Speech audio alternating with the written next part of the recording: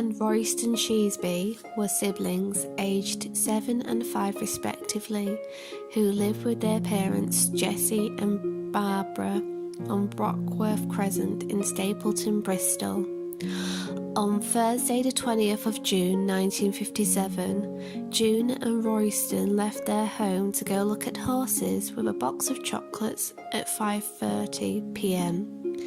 They were last seen at Snuff Mills Park near their home. Their mother, Barbara, had been decorating, and when she realised that her children had not come home by 7 p.m, she contacted the police immediately.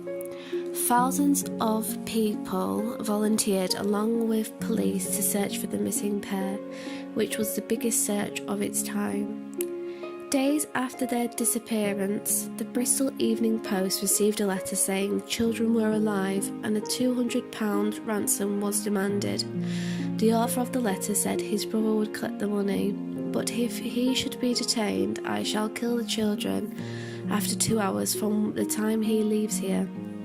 The police described the letter as a wicked and cruel hoax, and the search for the missing children continued. Tracker dogs from Dorchester and police divers checked the River Frome. Firemen even drained the water from the Duchess Pond near Stoke Park Hospital, which was a popular spot for children to play back then. Woodland, ponds and outhouses within a 5-mile radius of their home was searched. Their bodies were found on the 1st of July at 9 p.m. by a police constable in a shallow grave in the woodland of the Stapleton area of Bristol. P.C. Jefferson Brough saw a small hand coming through the undergrowth near the river at Snuff Mills Park. Due to the heavy rain that day, it had revealed the hand of Royston, and underneath his body was his elder sister June. Both bodies exhibited fractured skulls, and although the motive was assumed to be sexual, the bodies were too badly decomposed to be sure this was the case. Near Stapleton, there was a hospital for the mentally insane called Manor Park Hospital, but is now called the Blackberry Hill Hospital, and it housed hundreds of male patients who had the majority of being ex-sex offenders of small children, and many of them broke their parole terms. All patients who were housed here and had visited the woods on the 20th of June were eventually eliminated by police. Police held a press conference to confirm the children had been murdered, and the children's skulls showed they had been brutally bludgeoned with what they believed was a blunt instrument, which left them with skull fractures. The murder inquiry focused on a person known as the man in the blue suit, described as being ages of 45 to 50 with fair and greying hair, had spoken to an off-duty fireman at the beauty spot where the two children, who is believed to have been the missing children, played at the riverside. There was also another person they tried to locate, a man with peering eyes who was spotted staring at children near where the bodies of June and Royston were found. Neither man, who quite possibly was the same man, were ever found. The police later revealed they had interviewed 25,000 people and 2,000 statements, with numerous false confessions coming from patients of the local mental hospital.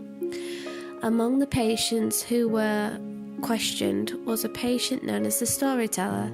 He used to sit by the river and tell children tales of the Wild West hero Davy Crockett and Swiss hero William Tell. The police came to the conclusion that he was no threat to the children, and instead had a fondness for children. A 25-year-old nurse was held by police for 32 hours for questioning, but was eventually released. An anonymous handwritten letter written on pale blue paper was sent to the police. It was said to contain vital information about the murder. They then recovered a blue suit from a storeroom at the Bristol Mental Hospital, and another patient was questioned on different occasions, but this led to nothing.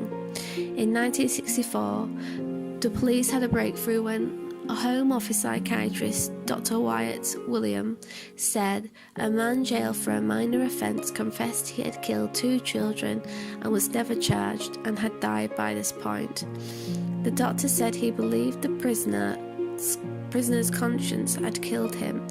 Although he told this to the police, he refused to name the children or the prisoner, citing confidentiality. Reporters were told, after this statement had been released, the only children the prisoner could have possibly killed was the Sheasbys, as they were the only unsolved murder of that nature at the time. Despite repeated requests to see the prisoner's confession by Bristol Chief Constable George Twitt, it was never disclosed.